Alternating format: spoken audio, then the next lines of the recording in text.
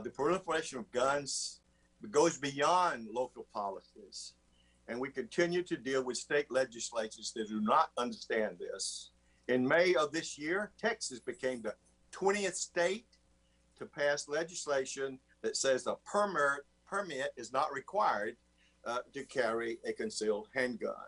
So while mayors stand up to do what they can do, states are preempted, then it's got to stop. So we are calling, and we have worked with President Biden. I worked with him when he was in the Senate. There's nobody that understands this better than him. He's our friend, and we want to partner with him, and we want to work with him in our cities to help us protect our residents in America and stop these senseless killings that are happening every day on the streets and neighborhoods of America. And now it's my pleasure to introduce you the new president of the United States Conference of Mayors, Mayor Nan Whaley. She takes this very seriously. It's personal. We all remember the massacre in Dayton not too long ago. And so now calling our president, Mayor Nan Whaley. Thank you, Tom. Good afternoon. As Tom said, I'm Nan Whaley, Mayor of Dayton, and as of this past Friday, the new president of the United States Conference of Mayors. Thank you for joining us today. A quick housekeeping note. After some opening remarks from the mayors on this call, we will take questions from reporters. Please put your questions in the Q&A function of this Zoom. American cities, big and small, represent the vitality and vibrancy of this country. As cities go, so goes the country. Look, we've all been through a lot this last year, but working with the Biden administration, I'm confident that cities are going to be the drivers of America's recovery. We are finally seeing real optimism. The work is hardly over, though. The harm from this pandemic has been felt in many ways. One of those byproducts has been a devastating surge in gun violence. 2020 was one of the worst years for gun violence in our history, and 2021 is on pace to be even worse. Over the weekend, several more American cities came to know the nightmares of a mass shooting. More places that people call home have forever been changed. On Friday night alone, there were 4 mass shootings over a period of 6 hours in Austin, Chicago, Savannah, and Cleveland. You're going to hear from some of those mayors today. You're going to hear what they went through, and you're going to keep hearing from mayors until we bring this crisis to an end. I know this horror all too well. It happened in Dayton. It can and it will continue to happen until we do something to stop it. That's why I've pledged that my tenure as conference president will be focused on demanding change to end the gun violence epidemic in America. Today, I, along with several other leaders in the U.S. Conference of Mayors, have sent a letter to President Biden asking that he make the ending this crisis a priority for his administration. We know that the president shares our outrage at these atrocities. We know he wants action. His administration has already taken some steps to prevent people from accessing illegal guns. We also know that there's more Washington can and must do. We want to work with him through executive actions to strengthen the tools we already have. And we want him to know that we will stand with him to drive Congress to get off the sidelines and do something about the tens of thousands of our fellow citizens who are shot dead every single year. We need leaders in Washington to wake up to this crisis. Wake up. It's too easy for guns to fall into the wrong hands, and it is getting worse. The simple fact is we cannot stop gun violence without common sense changes to our gun laws. We also need greater enforcement of the existing laws, and we need greater tools and resources to be able to stop the illegal sale of guns. Okay, thanks. Here's the bottom line. I don't want any other mayor to have to grieve with a family who lost a loved one to gun violence. I will not accept that dozens of Americans dying from guns every single day is just something we have to live with. We won't tolerate that. Some people say we just can't do anything about this. I won't accept that either. And so the U.S. Conference of Mayors is going to continue making our voices heard until some more people in Washington start to wake up and do their jobs. And now I'd like to invite my friend, the mayor of Chicago, Lori Lightfoot, to say a few words. Lori?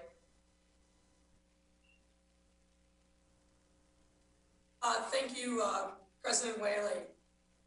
Ladies and gentlemen, I come to you on this conference call as the mayor of the city that is grieving once again in the throes of a mass shooting that just happened in the early morning hours here in Chicago. 4 more people shot dead, many more injured. But what I also know is many more lives have been deeply affected. Every time there's a single shooting, let alone a mass shooting, it's like putting a pebble into a body of water.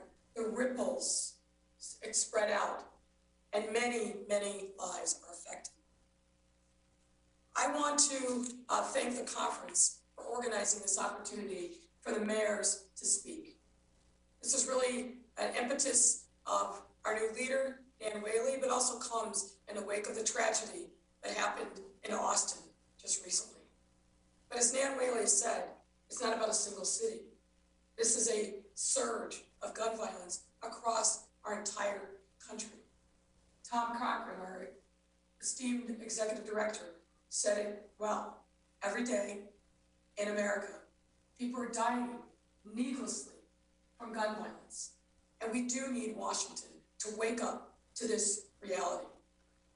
Today, we're here to call for more support from our federal partners as we work to eliminate the scourge of gun violence in our cities. Gun violence has a deep and painful history with far too many of our communities. As political leaders, especially those at the local level, we have a responsibility, indeed an obligation, to ensure that our residents, the people that we are lucky to represent, have the ability to feel safe in the neighborhoods that they call home. I know I speak for myself and other mayors across the country who have taken up this responsibility and are working literally round the clock to provide safety to our residents. But we need more support from the federal government. Here in Chicago, for example, we've been treating this problem of gun violence as a public health crisis that it is. Root cause analysis tells us that the lack of investment in people and neighborhoods is not cost-free, quite the contrary. And when you have disinvestment, it leads to despair and the absence of hope, cycles of poverty, and worse, yes, gun violence.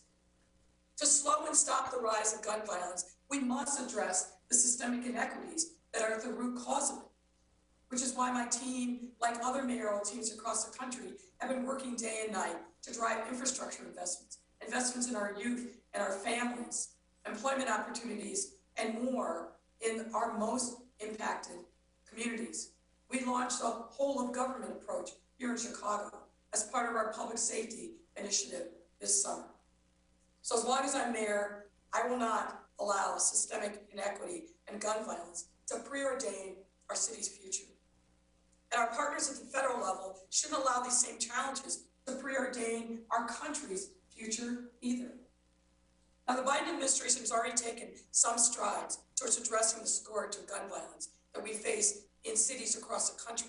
Strides that include the Department of Justice proposed rules to stop the proliferation of ghost guns, and a recent announcement that the department will convene U.S. attorneys, the department's law enforcement agencies, and other department components in a coordinated and comprehensive violence reduction initiative.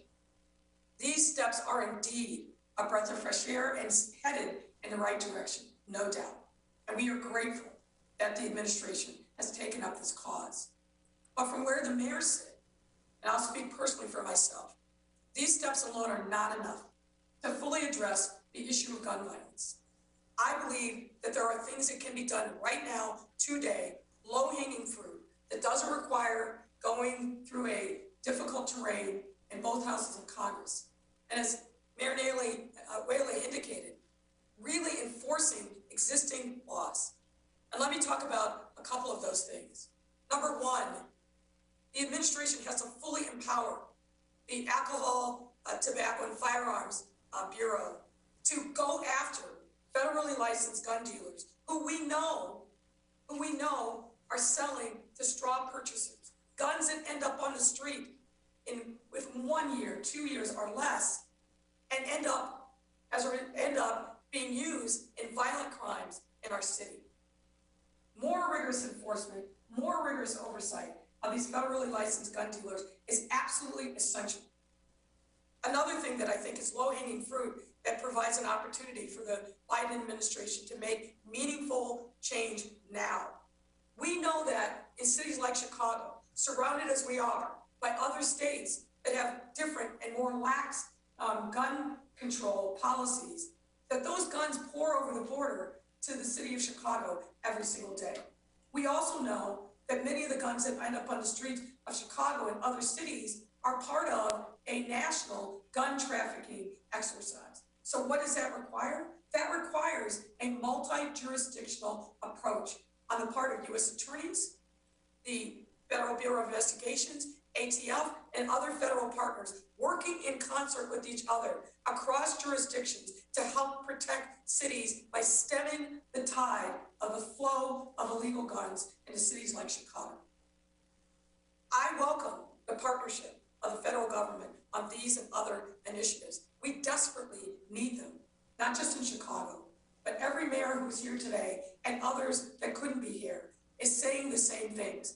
We need the federal government's partnership and attention now, and there are things that can be done without waiting for Congress to act. Now, Congress does need to act. We're not taking them off the hook. This has been a call and a plea that myself, and others have been making now for years.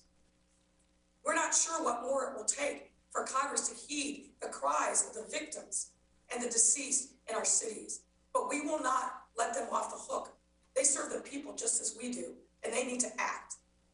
Mayors are on the front lines. We have a responsibility, but we need partnership from the federal government. So it's my hope and expectation that our federal partners share the same vision, but importantly, the same sense of urgency around building safer, more vibrant communities. And that can't happen without an America free of gun violence. This isn't about imposing on someone's Second Amendment rights. It's about making sure that our children have a real future, that we don't keep hearing from our parents that they're afraid to let their children out on a warm, sunny day, as we're experiencing here in our city. We need your help. We need your partnership. We are ready to roll up our sleeves and get to work with the federal government. But meanwhile, we must continue to heal the wounds in our cities and do what we need to do to take care of our residents. Thank you. It's now my pleasure to turn the microphone, if you will, over to my friend, Steve Adler, the mayor of the great city of Austin, Texas. Steve, take it away. Mayor Lightfoot, thank you. President Whaley, thank you. And it's an honor to be here with my colleagues, mayors across the country, many of whom are part of that growing legion of cities that are now dealing with the aftermath of mass shootings. You know, that Doug Cantor was killed while visiting our city has filled us with just enormous grief. And frankly, even more resolve to do everything we can to stop this from happening again in Austin and happening across the country. I mean, just look at the neighbors. President Whaley touched on them. Just past midnight on Friday, 14 people were shot on 6th Street in Austin. In that 6-hour period, surrounding period, there were 4 mass shootings in US cities. There were almost 10 mass shootings in US cities just over this past weekend. There have been 272 mass shootings in the US just so far this year, and the nation leading 21 of them have been in Texas. The proliferation of firearms is dramatically increasing. All across the country, there is increasing and an alarming rise in gun violence. Now, I think that the primary message of this press conference today is that even while we applaud the important actions the Biden administration has already taken, there is urgency and an immediate need for additional actions to help combat increasing gun violence. actions that Mayor Whaley, the U.S. Conference of Mayors letter, Mayor Lightfoot, and our colleagues will be addressing. There's also a second message that we want to convey today. It's important that we all recognize that this crisis is happening almost everywhere and almost every major city. Why is that important? You know, it's easy to look at local policy changes, but if that's only where we focus, when we're looking at a challenge which is hitting cities all across the country, if we don't look for common elements across cities and present everywhere, we could easily miss learning what we actually need to learn to meet this challenge. Sometimes we can get preoccupied with what's happening close by, but sometimes in doing so, we can miss the forest for the trees. We have cities across the country that have increased the number of officers, others not. Some have changed bail policies or hired progressive chiefs, others not. Some have decriminalized low-level nonviolent crimes or barred chokeholds, others not. Yet almost every city is dealing with the challenge presented by increasing gun violence. I'll give you a local example here from Austin. It's been reported that Austin defunded the police and took $150 million out of policing and put it into different programs. Neither of those statements are true, but I keep hearing it raised. And now I hear it being raised as a cause of the shooting on Friday. Yet our police chief has said that's not true. And Friday night, our police were at an additional and augmented strength, 20% higher force level down on 6th Street than our normal weekend force when the shooting occurred. Yet the abundance of officers could not stop the shooting. Doug Cantor was killed at the hand of 2 juveniles who had guns they should never have had. We cannot police ourselves out of this crisis. One thing is clear: greater access to firearms does not equal greater public safety. Cities across the country are similarly experiencing an urgent and immediate gun crisis that requires federal action, and we need it now. I'm going to turn it over now to my friend, Mayor Sylvester Turner, mayor down the road in Houston, my colleague to the east. And by the way, a city that has significantly increased spending on policing and the number of officers. Mayor Turner. Thank you, Mayor Adler and President Whaley and all of the other mayors. And I'm just honored to be with you all today on a very important subject. As with most major cities, Houston has been experiencing an increase in violent crimes to include gun violence since the pandemic began. There are too many guns on our streets, and we must assume, and nowadays I assume, that everybody's carrying a gun these days. If more guns made everyone safer, Texas would not have a rising crime rate, but we do. Just recently, the Texas legislature passed permitless carry. Anybody who wants to without a permit can carry a gun. Guns do not make our city streets safer. As cities emerge from the unprecedented public health crisis of COVID-19, mayors are struggling with the return of a more familiar pandemic, gun violence, which has proven to be a public health crisis on top of COVID-19, which necessitates a federal, strategic, coordinated response. We do need more common sense gun regulation. We do need universal background checks. We do need to crack down on guns being trafficked all across this country. And we do need to make investments in communities that have been underserved for decades. Mayors have been demanding action on guns from Washington for years. We've been calling on the Senate to act on the House-passed Bipartisan Background Checks Act and enhanced Background Check Act since they were passed in March. And we still hold out hope for those pieces of legislation. And why?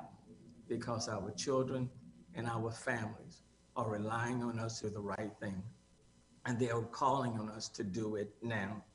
How many more shootings must we experience? And cities are stepping up. I know in the city of Houston, we support our police like all cities do. We are working with our community partners. We are providing additional overtime dollars. We are having a strategic law enforcement summit even tomorrow to address the rise in crime that's taking place within our cities. We are adding new cadet classes to our police department. We are doing all of those things and more. And yet and still, crime continues to rise. And in large part, it's because there are simply too many guns on our streets. And we have to do something differently. In addition, we recognize that we have to make opportunities available within our communities. So we are providing economic and job opportunities for our kids 16 between 16 and 24 years of age. We are making those sorts of investments. And we often talk about mental health when we discuss gun violence. And frankly, there are a lot of stigmatizing language and incorrect linkage. But we should all agree that after the year we've just endured, we should be investing in counseling access and trauma-informed care, especially in our schools. Imagine if we were as focused on access to counseling as we are with access to carrying a gun. Helping end gun violence means changing the choices people make. People who are hurting without hope and think violence is the only means available to them. Law enforcement can do a lot, but we as a community have got to start valuing the lives and unequal opportunity that our cities live with every single day. We need to invest in our human infrastructure, protecting lives as well as supporting them. But let me just be clear, there are too many guns on our streets, and we need a federal and nationalized strategy in order to deal with this, just like the Biden administration dealt with COVID-19. And now it's my pleasure to pass the baton on to a friend, Mayor Van Johnson from Savannah, Georgia. Mayor Johnson. Thank you so much, Mayor Turner, to President Whaley, to all of these distinguished leaders from across our great nation. I wish I was not here, but I am. I was one of those individuals that received a call that no mayor wants to receive. One of those cities in that 6 hours in which we had a mass shooting here in Savannah, Georgia. 8 people shot, including an 18-month-old. At this point, 2 people are dead in a mass shooting incident. I'm here in Georgia, as everyone knows, has the most antiquated, nonsensical, retroactive, wild, wild west gun policies in the nation. Guns can be everywhere in Georgia.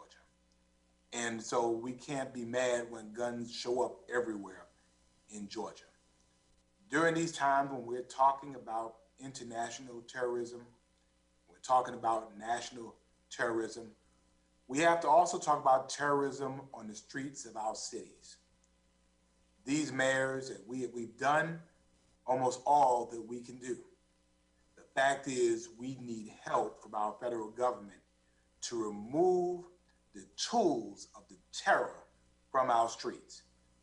And please don't get it wrong. I don't think any mayor here is against the lawful carrying or ownership of a firearm in accordance with the law. We're not talking about lawful gun owners. We're talking about those illegal guns. We're talking about those guns that are stolen from houses that right now here in Georgia, our police can do very, very little because it's just too many of them. We have to remove the tools of the terror. Because in our city, if you remove the tools of the terror, a disagreement without a gun is just a fist fight, like when I was growing up. And we live to fight another day. That's why I proudly signed a letter with these other great mayors to ask our Senate, our federal government to give us the help that we need. We need H.R. 8 passed.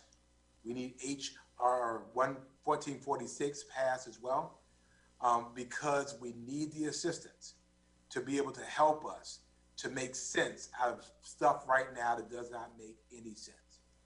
We're trying the best we can. And yet, in spite of the very revolutionary, the very progressive things that these mayors are trying in their cities, it still is happening. It's still happening. We're still having the shootings. And the fact is, and we need to treat this as if it is a public health issue, because it is a public health issue. We're out crying for help, and we're hoping that our friends, President Biden and the Biden administration, and certainly our friends in the Senate, will hear the pleas of our cities.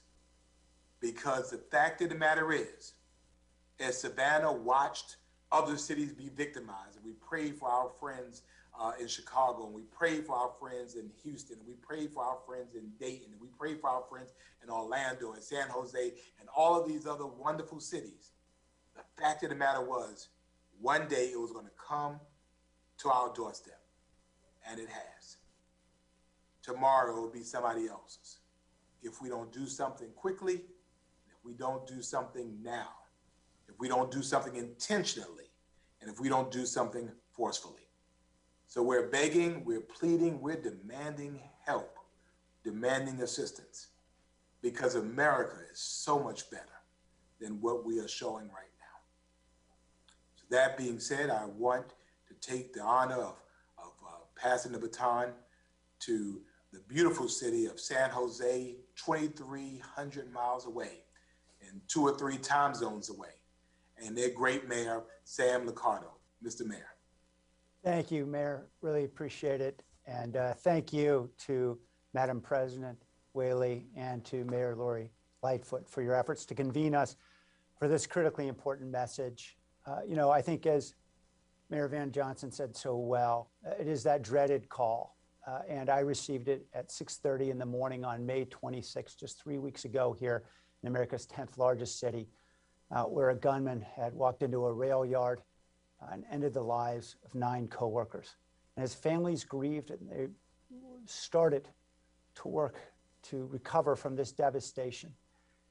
Over the next 13 days, San Jose suffered from 8 more days of gun violence that took lives or caused serious injury.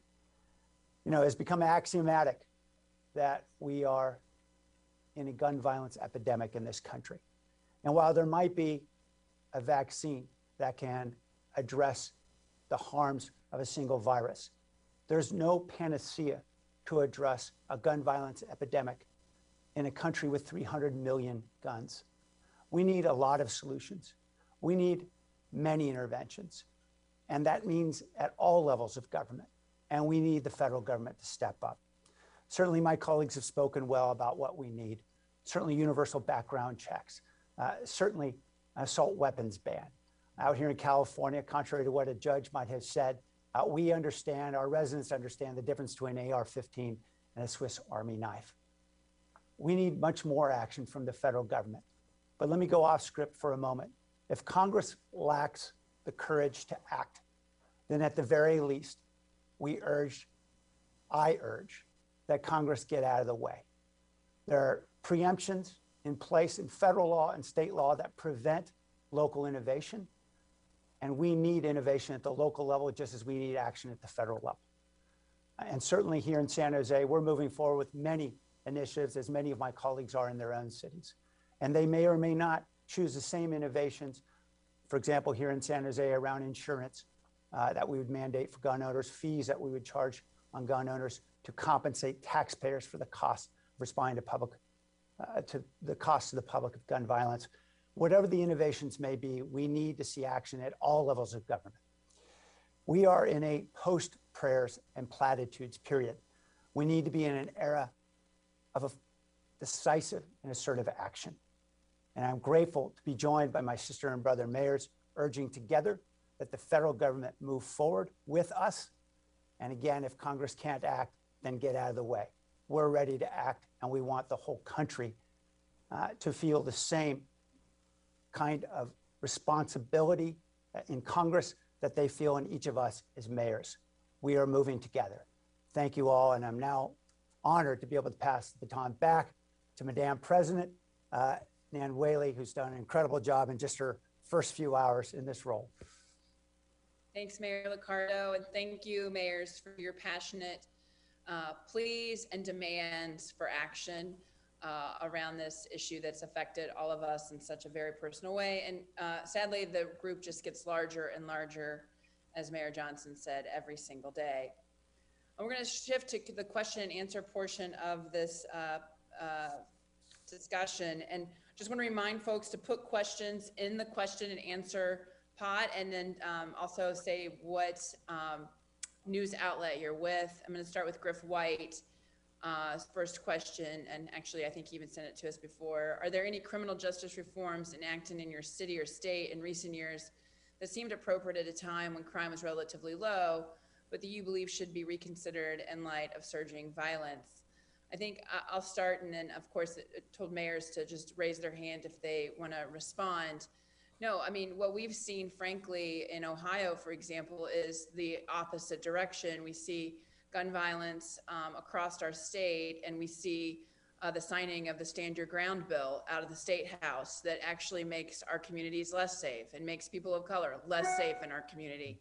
So that's the kind of things we're seeing coming from the State House. I know Tom Cochran mentioned the preemption issue that is coming out of state houses over and over again that simply do not get what is going on in communities, and small and large, across our country. And that's why we're calling on the Biden administration to take action with us and use the full extent of the power of the presidency to really push on these issues. I don't know if any of the other mayors have any comments for that question. I don't see a hand raised, so I will move on to the next one. Jamie Ortiz, Mayor Adler, a shooting that just happened this week that killed 1 and injured 13. The suspects both under 18 with guns. How is the city making sure guns stay out of the wrong hands to avoid another tragedy from happening again? We point out the most obvious right off the bat is juveniles shouldn't be having guns. There are just too many guns, and I think you heard other mayors say the same thing. Most of the action that would be necessary to prevent the proliferation of guns is not something that can happen at a local level. That's why we're all here today calling on a national and a federal response. There are limited things that we can do locally to prevent gun violence in this way, but we're trying to do everything that we can. We're changing with the district attorney the rules with respect to gun requirements and prohibitions with respect to bond agreements. We've just created in the city of Austin an office solely devoted for dealing with violence in our community.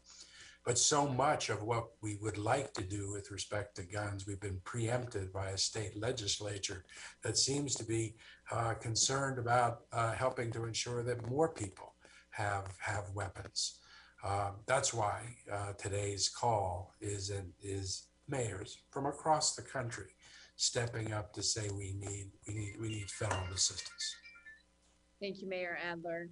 Trayvon Waddy from the Houston Chronicle asks, how do you all plan on urging the Biden administration to go forward with further gun control restrictions? Thanks, Trayvon. And again, mayors, you can raise your hand to answer as well. This is what, the letter that we've introduced today is an important step for us. If you look at the number of mayors that signed this letter, we organized that very quickly. This has been on the minds of mayors really, for years. And we have a great partner at the White House that we've been able to partner on many, many issues. We want this issue to be the center point for the president as well, just as we solve together increasing vaccination rates and making sure we come out of this pandemic. We can solve this too, but we need the president to use his full ability, just like we do in these issues. And that's what we're asking for today in our continued partnership with President Biden and his administration. Mayor Liccardo.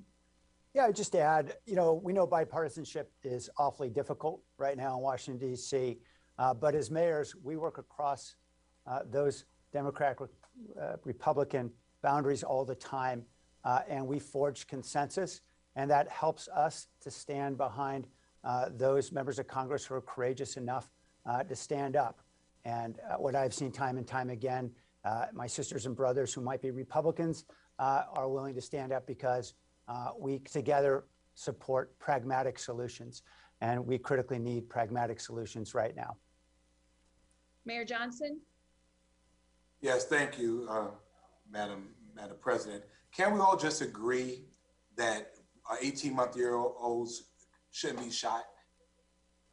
Can we just all agree on that? Can we all agree that if someone has a right to carry a gun, can we all agree that I have the right not to be shot? That if I'm living in my community, minding my own business, doing my own thing, can we all agree that if I'm not a combatant in this, I should not be collateral damage for somebody else's beef? And that's the problem that we have here in Savannah and really in Georgia, as Mayor Adler said. The fact of the matter is, we're often charged with keeping our community safe because that's where the rubber meets the road. But we're preempted from our state that says you can't keep your people safe, but yet we're charged to keep people safe. And so I think we're calling out to the president. We know that he is meeting with President Putin of Russia with some very tough talk. We need that tough talk translated to tough actions here in our community. Our cities are under siege, and we need help to remove the tools of the terror in our cities. And we need our help. We need our federal government's help in making that happen. I think we've done and tried all we can try. Thank you, Mayor Johnson. I'm going to take one more question from the Houston Chronicle. What are some thoughts on the current gun restrictions set by the Biden administration in April? Look, I think I'll speak and then again open it up. I think we were pleased with that first step, but look, what we're saying is we're seeing the number of gun deaths across the country increase from 2020 to 2021. So unlike where we're going down, we're seeing an increase on the surge of gun violence. And so we need the president to use his full ability of executive orders to do as much as he can. And we're very specific about some of the stuff Mayor Lightfoot talked about with DOJ and how to really use that, particularly for some of these cities that get guns over state lines even, which is really important. So we want him to use the full force of his power as presidency, much like we do as mayor on this effort. And that's what we're calling for today. Mayor Lightfoot, I saw you come back on. I don't know if you have anything to add there. No. Mayor Turner? Yeah, thank you, Madam President. And what we are finding is that just like how COVID did not just stay locally or just within the state, but it spread, what we're also finding is that people are trafficking these guns across state lines, city lines, that people are moving across state lines. They may be in Houston today, then they'll go up to some other place in other parts of the country. So we really do need all hands on deck approach, working with our national partners in a very coordinated, strategic fashion. It is a public health crisis. It really is. And unless we tackle it with that in mind, you can be as innovative as you want to be in your local community, but there are just too many guns being transported all over the place. Thank you, Mayor Turner.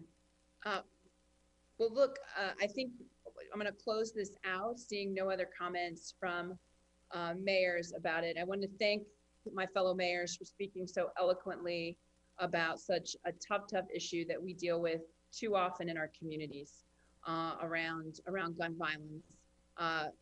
Media, you can see again the letter. We put the link to the letter that we sent to President Biden today, calling for more direct action from the White House, and we're looking forward to that continued partnership. And we appreciate Mayor Adler's point that all of us are trying different actions across our communities and being aggressive around gun violence in different ways, with whatever some limited and some more abilities, depending on which state we're living in.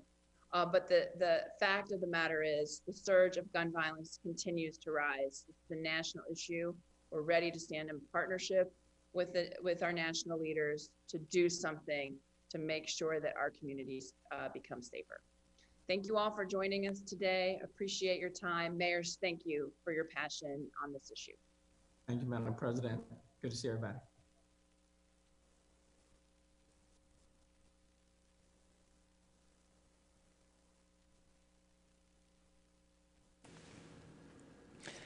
Good afternoon, everybody, and thanks so much for watching here on KXAN Live. I'm Will Dupree as we show you this live image from Lady Bird Lake here in Austin. Just a few moments ago, you heard from Austin Mayor Steve Adler speaking with several other mayors around the country, really, to address what they say is a call for more action to prevent gun violence here in not only Austin, but all across the country. This, of course, came after Saturday's mass shooting here in Austin, injured 13 and killed 1. We have more reporting about that particular shooting. We also have information about the arrest of a second suspect, a 17-year-old. Both suspects in this particular shooting here in Austin are juveniles, and Mayor Adler said and addressed that in his comments in just a few moments ago, speaking on behalf of the other mayors there. I will say that more coverage for our about the shooting here in Austin and what was said today during Mayor Adler's remarks at the U.S. Conference of Mayors virtual press conference will be available on our website, so you can watch it in full if you missed any part of it. I'll direct you there. Thanks again for watching, everybody. I'm Will Dupree in the KXAN Live studio. We'll see you back here at another time. Please, everybody, stay safe and healthy out there, and take care.